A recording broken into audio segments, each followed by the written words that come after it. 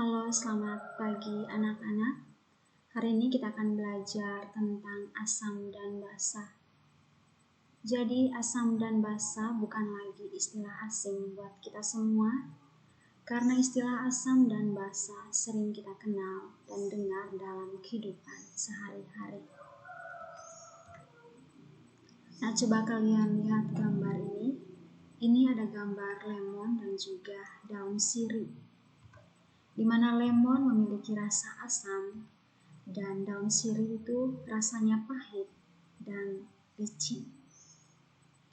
Nah, kedua gambar ini menunjukkan bahwa dalam kehidupan sehari-hari ada yang bersifat asam dan juga ada yang bersifat basa.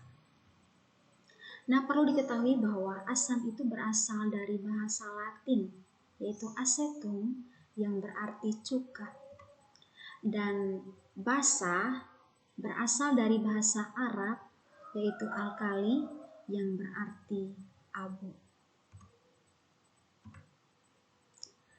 Nah, kita lihat bersama-sama secara umum sifat-sifat asam itu antara lain. Yang pertama, senyawa asam itu memiliki rasa masam, dapat merubah warna indikator, misalnya kertas lakmus biru akan menjadi merah, bersifat korosif terhadap logam, dan jika dilarutkan ke dalam air menghasilkan ion hidrogen atau H+, memiliki nilai pH atau derajat keasaman kurang dari 7. Dan semakin kecil nilai pH suatu zat, maka semakin kuat sifat keasamannya. Dan larutan asam dalam air itu menghantarkan arus listrik. Contoh asam yaitu ada asam klorida, HCl, air aki, asam sulfat, dan juga pembersih porselin, ada jeruk, ada lemon, dan lain sebagainya.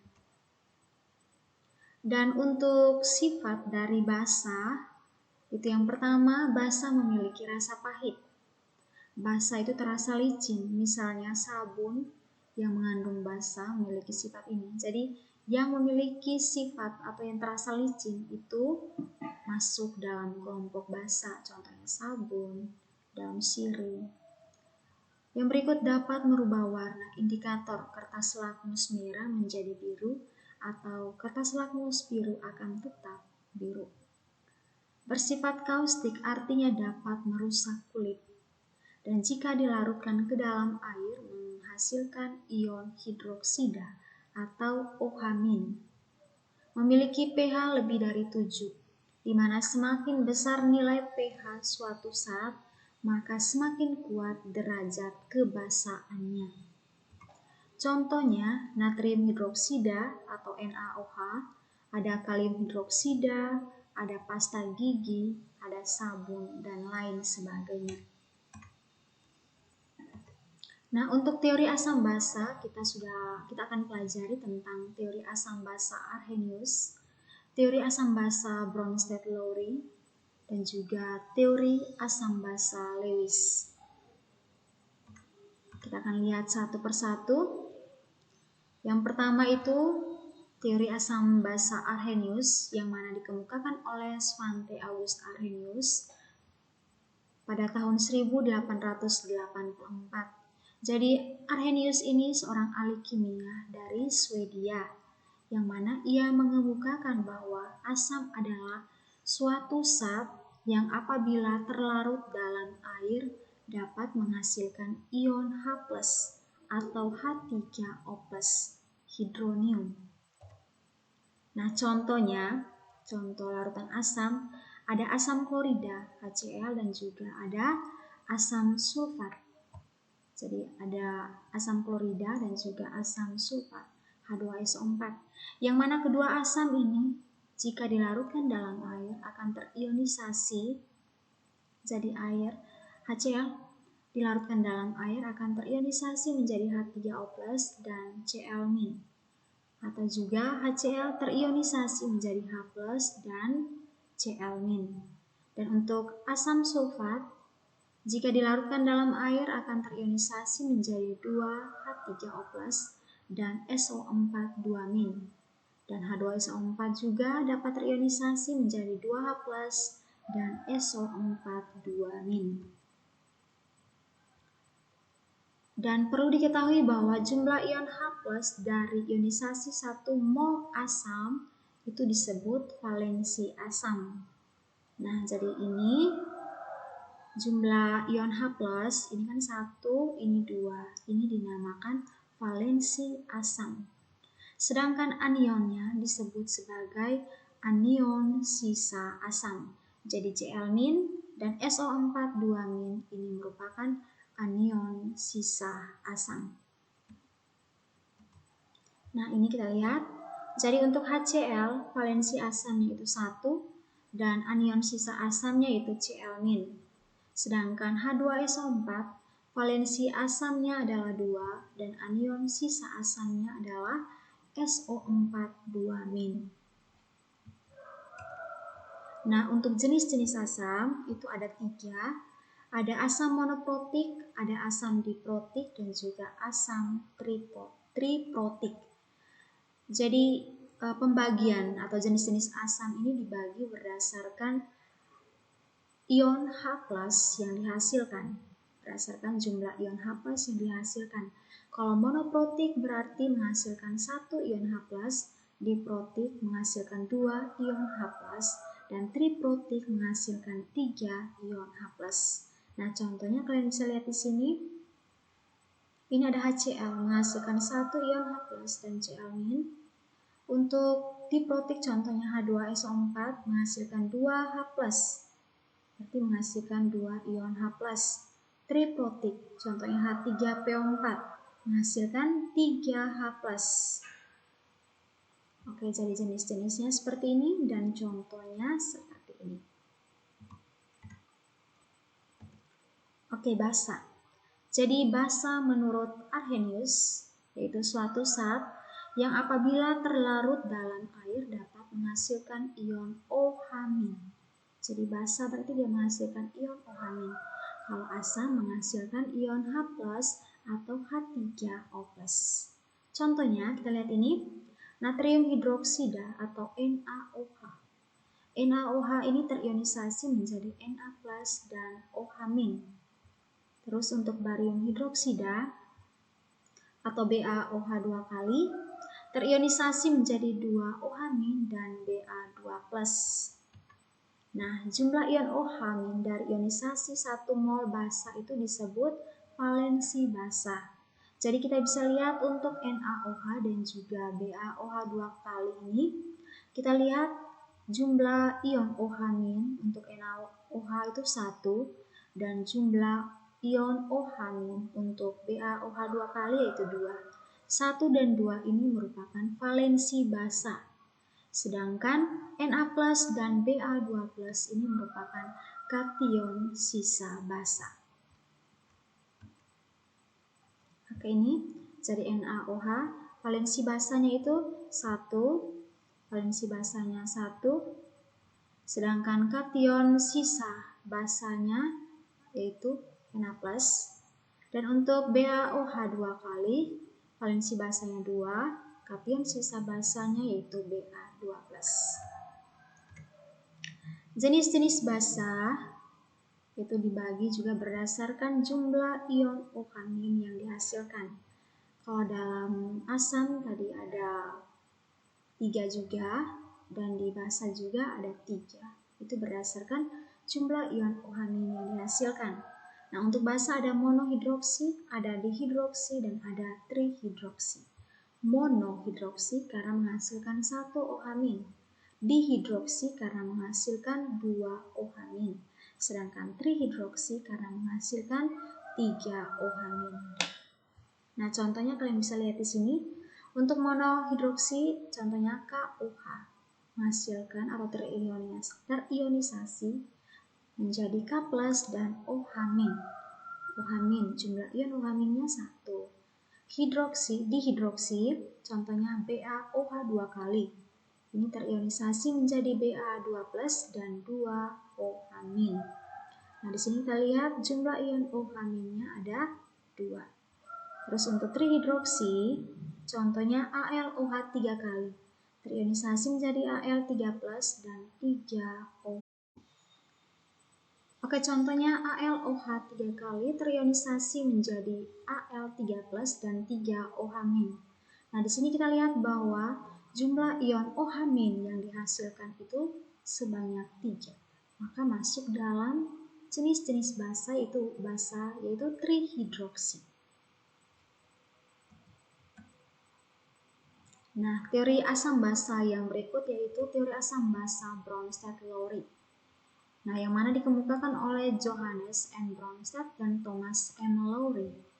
Yang mana kedua ilmuwan ini mengemukakan bahwa asam itu bertindak sebagai donor proton atau memberikan ion H+, sedangkan basa itu bertindak sebagai akseptor proton. Maaf, ini ada tertutup sedikit. Jadi asam itu bertindak sebagai donor proton atau donor ion H+, dan basa itu bertindak sebagai akseptor proton atau akseptor ion H+. Jadi asam ini akan melepaskan satu ion H+-nya dan akan ditangkap oleh basa, di mana asam yang kehilangan satu ion H+ akan membentuk basa konjugasi. Sedangkan basa yang menerima satu ion H+ akan membentuk asam konjugasi. Dan untuk lebih memahami tentang asam dan basa, kita lihat contohnya. Nah, ini perhatikan contoh. Reaksi antara HF dan H2O, yang mana terionisasi menjadi H3O+ dan F-. Nah, untuk reaksi ini, HF bertindak sebagai asam dan H2O bertindak sebagai basa, di mana HF akan melepaskan satu ion H+, dan satu ion H+ ini akan ditangkap oleh H2O. Nah, HF yang kehilangan satu ion H+ akan membentuk F-, yang mana F- ini dinamakan basa konjugasi. Sedangkan H2O yang telah menerima satu ion H+ akan membentuk H3O+, yang mana disebut asam konjugasi. Kita lihat contoh lagi. Ini reaksi antara NH3 dan H2O terionisasi menjadi NH4+ dan OH-. Nah, di sini NH3 bertindak sebagai basa, sedangkan H2O bertindak sebagai asam, di mana H2O akan melepaskan satu ion H+ dan akan membentuk OH-. Sedangkan basa akan menerima satu ion H+ yang telah dilepaskan oleh asam, sehingga akan membentuk NH4+.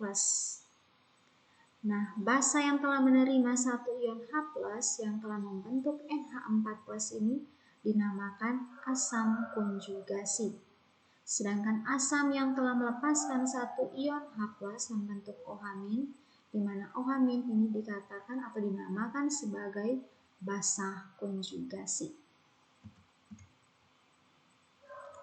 Nah, untuk teori asam basa Bronsted-Lowry ada dikenal juga spesi antiprotik, yaitu spesi yang dapat berperan sebagai asam maupun basa.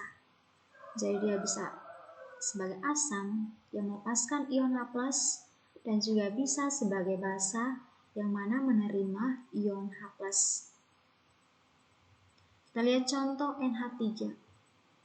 NH3 ini dapat bertindak sebagai basa, yang mana dia menerima satu ion H+. Nah, di sini NH3 akan menerima satu ion H+ membentuk NH4+, sehingga NH3 dinamakan basa dan NH4+ dinamakan asam konjugasi. Dan NH3 juga bisa mendonorkan satu protonnya atau melepaskan satu ion H+, membentuk NH2- dan H+. Jadi NH3 ini bisa dikatakan sebagai asam, yang mana asam ini jika kehilangan satu ion H+ atau melepaskan satu ion H+ akan membentuk NH2-, di mana NH2- ini dinamakan basa konjugasi. Kita lihat contoh lagi, HSO4-. HSO4- ini dapat bertindak sebagai asam yang mana dapat melepaskan atau mendonorkan satu ion H+ dan membentuk SO42-. Nah, HSO4- yang kehilangan satu ion H+ membentuk SO42-, di mana SO42- dinamakan basa konjugasi. Dan HSO4- juga dapat bertindak sebagai basa, yang mana jika menerima satu ion H+ akan membentuk H2SO4, yang mana H2SO4 ini dapat dikatakan atau dinamakan asam konjugasi. Oke, teori asam basa yang berikut itu teori asam basa Lewis, yang mana asam dikatakan asam itu sebagai akseptor pasangan elektron bebas. Berarti dia bertindak sebagai penerima pasangan elektron bebas. Sedangkan dikatakan basa berarti dia mendonorkan atau memberikan pasangan elektron bebasnya. Kita lihat contoh. NH3 direaksikan dengan BF3 membentuk NH3BF3. Nah, kita lihat di sini struktur Lewisnya. NH3.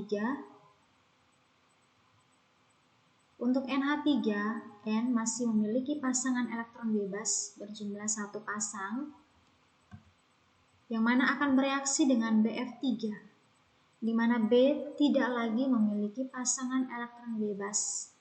Nah, untuk bereaksi, maka elektron bebas dari N ini akan dipakai secara bersama-sama untuk berikatan.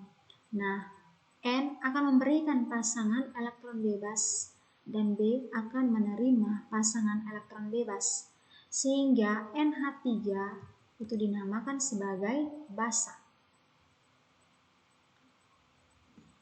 NH3 itu dinamakan sebagai asam. NH3 itu sebagai asam karena dia memberikan pasangan elektron. NH3 itu sebagai basa karena dia memberikan pasangan elektron bebas. Sedangkan BF3 itu sebagai asam karena dia menerima pasangan elektron bebas. Jadi kita lihat dari teori asam basa Lewis, asam itu sebagai akseptor pasangan elektron bebas. Berarti dia menerima pasangan elektron bebas. Maka BF3 ini sebagai asam dan NH3 ini sebagai basa. Sehingga setelah bereaksi akan membentuk NH3BF3 dengan strukturnya seperti ini. NH3BF3 ini tanda panah yang menunjukkan bahwa ikatan kovalen koordinasi. Itu ikatan yang terbentuk karena penggunaan bersama pasangan elektron yang hanya berasal dari satu atom atau unsur saja. Nah, ini ikatan kovalen koordinasi karena pasangan elektron yang dipakai bersama itu berasal dari N.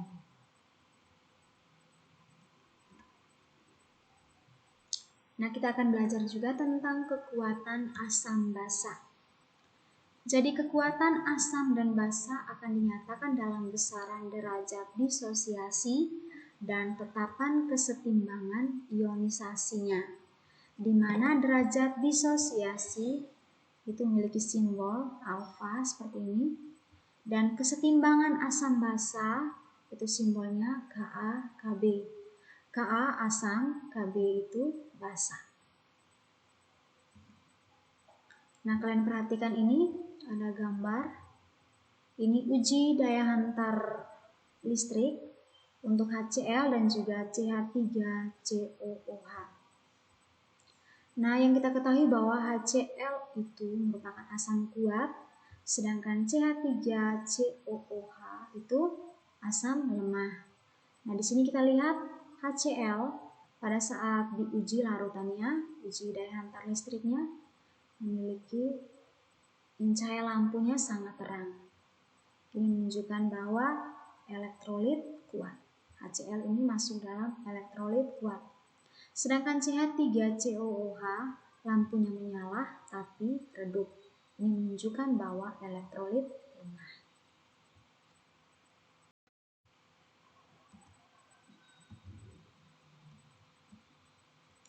kita lihat derajat disosiasi.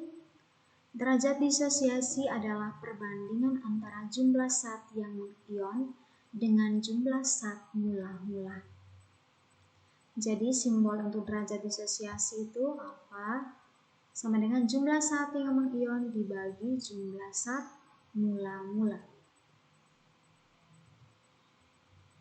Untuk rentang derajat ionisasi itu lebih besar atau sama dengan 0 dan lebih kecil sama dengan 1. Berarti dari 0 sampai 1. Jadi zat elektrolit yang mempunyai derajat ionisasi besar itu mendekati 1 atau yang mendekati 1 itu disebut elektrolit kuat. Sedangkan zat yang derajat disosiasinya kecil atau mendekati 0 itu disebut elektrolit lemah. Nah, kita lihat ini untuk asam. Asam itu dibagi atas 2, ada asam kuat dan juga asam lemah. Asam kuat itu akan terionisasi sempurna dalam air, sehingga nilai derajat ionisasinya itu sama dengan 1. Sedangkan asam lemah itu terionisasi sebagian dalam air, sehingga besarnya derajat ionisasinya itu antara 0, lebih besar dari 0, tapi lebih kecil dari 1.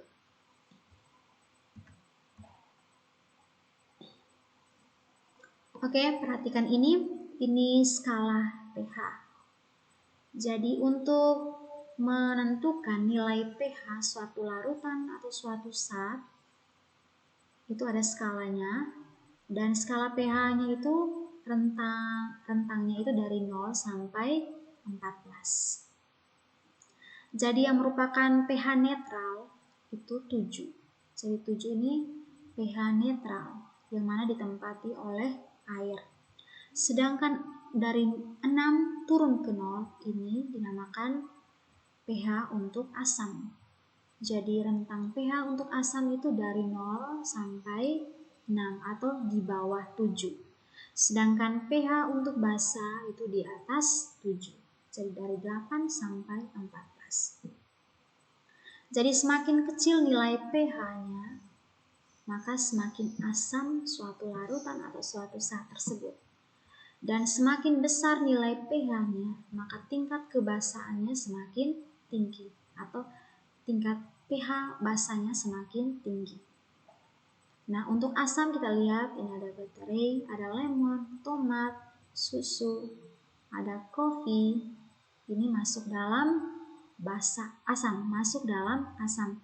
Sedangkan basa ini ada darah, ada baking soda, ada sabun, ada obat ma, itu masuk dalam basa. Dan pH itu menunjukkan derajat keasaman suatu larutan atau suatu zat, dan juga menunjukkan derajat kebasaan suatu larutan atau suatu zat.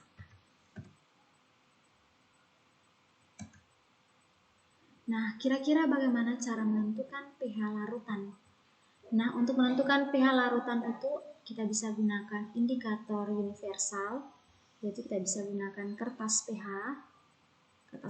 untuk menentukan nilai pH dari suatu larutan. Atau juga kita bisa gunakan larutan ini. Ini ada indikator metil merah, ada indikator phenolphthalein, dan juga ada indikator bromtimol biru. Dan juga bisa digunakan pH meter. Ini alat pH meter di mana tinggal masukkan alatnya ke dalam larutan di dalam gelas kimia, tinggal dihidupkan, dicek, maka kita langsung mengetahui pH dari suatu larutan tersebut. Oke, tapi yang biasa digunakan ini memang bagus, tapi agak masih belum dimiliki.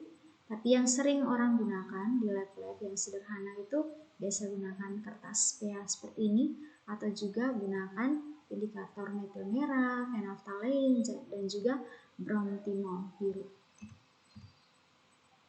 Nah, bukan saja indikator-indikator yang tadi, tapi juga ada indikator alami. Indikator alamnya ada bunga sepatu, ada bunga bougainville, kulit manggis, kubis ungu, kunyit, dan juga pacar air. Jadi indikator-indikator alami ini juga bisa digunakan untuk menentukan sifat keasaman atau kebasaan suatu larutan atau suatu zat, di mana indikator alami ini akan dilarutkan, akan dihancurkan, terus dicampur dengan sedikit air supaya kita bisa memperoleh larutannya, bisa memperoleh indikator dalam bentuk cairan untuk bisa digunakan sebagai alat uji keasaman atau kebasaan suatu zat atau suatu larutan. Nah, untuk asam kuat pada semester 2 kelas 1 kita sudah belajar tentang asam-asam, kita belajar di materi larutan elektrolit dan juga non-elektrolit. Kita juga sudah lihat bersama-sama tentang asam kuat, asam lemah, basa kuat, dan juga basa lemah. Nah, ini nama-nama asam kuat. Ada asam klorida, asam bromida, iodida, sulfat, nitrat, klorat, dan juga perklorat. Nah, kira-kira bagaimana cara menghitung pH dari asam kuat? Jadi kita lihat contoh reaksi. HX terionisasi menjadi XH+ ditambah ZX-. Nah, untuk menghitung pH, sebelum kita menghitung pH dari suatu larutan atau suatu asam kuat, kita menentukan dulu konsentrasi H+. Jika belum diketahui konsentrasi dari asam tersebut. Nah, di mana H+ ini merupakan konsentrasi ion H+, terus A ini merupakan jumlah atom H+, dan Ma ini merupakan konsentrasi dari asam. Nah, jika soalnya langsung diketahui A dan juga Ma, itu berarti kita langsung menggunakan rumus konsentrasi H+ sama dengan A dikali Ma. Sedangkan jika diketahui dalam mol dan juga volume ataupun gram, mr, volume, atau massa jenis, maka kita bisa gunakan rumus-rumus ini. Ini rumus juga kita sudah dapat di semester 2 kelas 1. Nah, setelah memperoleh konsentrasi H+ atau nilai H+-nya, konsentrasi H+-nya, kita bisa menentukan nilai pH dengan rumus pH sama dengan min log konsentrasi H+. Min log konsentrasi H+. Untuk lebih memahami penyelesaian atau cara menghitung pH dari asam kuat, kita langsung ke contoh soal. Nah, contoh soal yang pertama, hitunglah pH larutan HCl 0,1 molar. Jadi kita buat reaksi ionisasinya. Jadi HCl terionisasi menjadi H+ ditambah Cl-. Nah, dari reaksi ini kita ketahui bahwa nilai dari A itu 1. Karena HCl ini terionisasi menjadi H+. Berarti di depan H plus ini ada angka 1. Jadi nilai dari A itu 1. Sedangkan Ma, konsentrasi asamnya itu 0,1 molar. Nah, yang ditanya adalah pH. Berarti kita masukkan saja rumusnya seperti biasa. Konsentrasi H+ sama dengan A dikali Ma. Di mana nilai dari A yaitu 1 dan nilai dari Ma yaitu 0,1 molar. Sehingga nilai dari konsentrasi H+ yaitu 0,1 molar.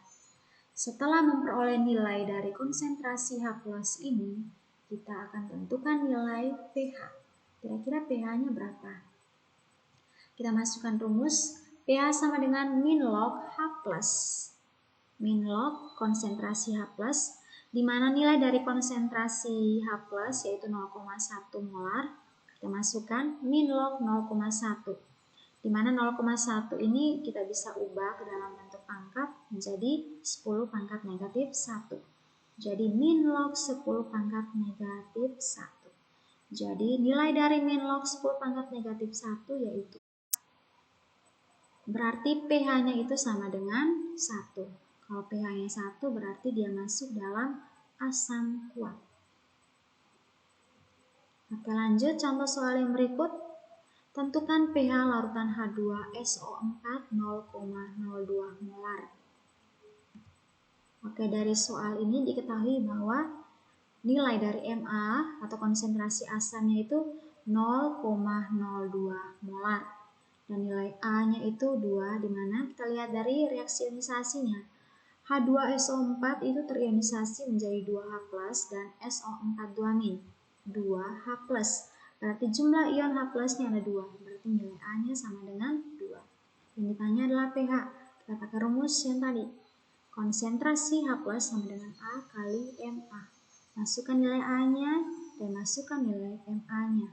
Maka diperoleh nilai dari konsentrasi H+ yaitu 0,04 molar. Yang ditanya adalah pH, maka pH sama dengan min log konsentrasi H+. Kita masukkan nilai konsentrasi H+ yaitu 0,04. Jadi ditulis min log 4 kali 10 pangkat negatif 2. Itu sama dengan 2 kurang log 4.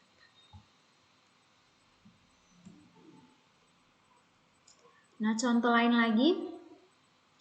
Larutan HCl 0,03 molar sebanyak 200 ml mempunyai pH sebesar titik. Nah, dari soal ini sudah diketahui bahwa nilai Ma-nya itu sama dengan 0,03 molar atau 3 kali 10 pangkat negatif 2 molar.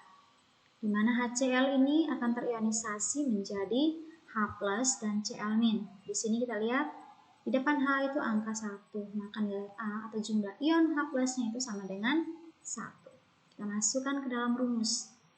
Jadi volume ini hanya sebagai pengecoh. Kalau sudah diketahui konsentrasi dan juga A, maka volume ini hanya sebagai pengecoh.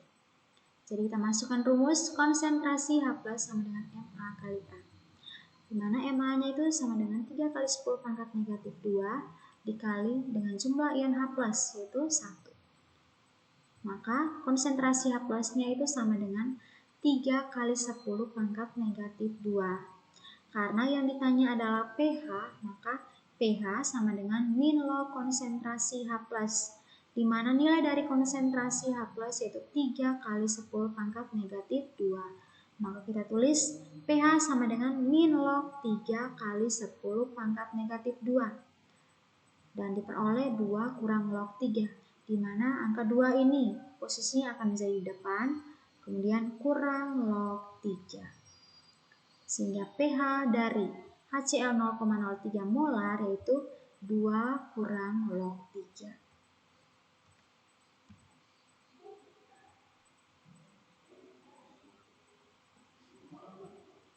Oke, kita lanjut ke contoh soal yang berikut. Tentukan harga pH dari larutan yang dihasilkan dari 0,63 gram asam nitrat dalam 200 ml air dengan atom relatif dari H itu 1, N14, O16. Maka langkah pertama yang harus kita lakukan yaitu mencari Mr dari HNO3.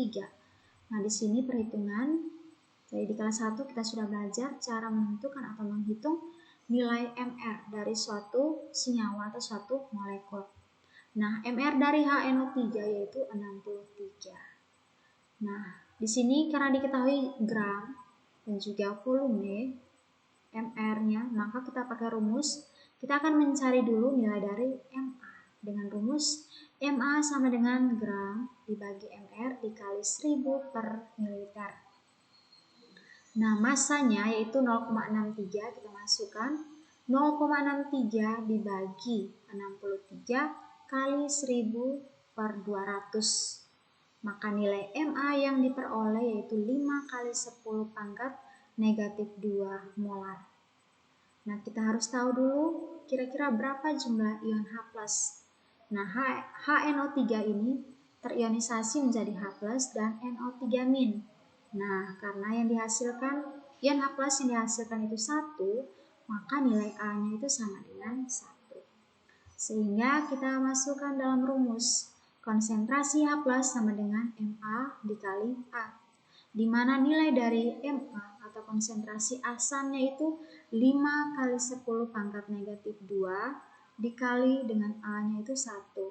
Sehingga konsentrasi H plusnya sama dengan 5 kali 10 pangkat negatif 2. Karena yang ditanya adalah pH, maka kita masukkan dalam rumus. pH sama dengan min log konsentrasi H plus. Min log 5 kali 10 pangkat negatif 2. Posisi 2 akan menjadi di depan, dikurang log 5. Maka pH-nya yaitu 2 kurang log 5. Kita lihat lagi contoh soal berikut. Tentukan besarnya konsentrasi larutan HClO3 yang memiliki pH 2 kurang log 4. Maaf, ini ada tertutup sedikit, jadi ini 2 kurang log 4. Nah, yang diketahui adalah pH-nya. Maka kita tulis pH sama dengan 2 kurang log 4. Karena yang ditanya adalah konsentrasi larutan HClO3, maka kita harus alihkan dari pH ini menjadi konsentrasi H+. Nah, konsentrasi H plusnya akan menjadi 4 kali 10 pangkat negatif 2. Nah, kita harus buat reaksi ionisasinya dulu. HClO3 terionisasi menjadi H+ dan ClO3-, di mana jumlah ion H+ yang dihasilkan yaitu 1, maka nilai A-nya sama dengan 1. Kita masukkan dalam rumus, konsentrasi H+ sama dengan Ma kali A, di mana konsentrasi dari H+ yaitu nilainya 4 kali 10 pangkat negatif 2, sama dengan Ma dikali 1.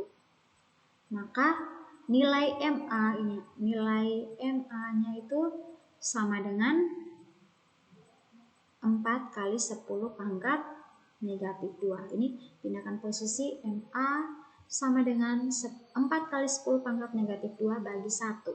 Maka Ma sama dengan 4 kali 10 pangkat negatif 2. Oke, demikian materi kita pada hari ini. Besok kita akan lanjut materi tentang bagaimana cara menentukan nilai pH dari asam lemah, basa kuat, dan juga basa lemah. Selanjutnya, Ibu akan berikan soal untuk kalian kerjakan sebagai latihan, supaya Ibu bisa tahu bagaimana pemahaman kalian tentang materi hari ini. Selamat belajar, semangat selalu, Tuhan memberkati.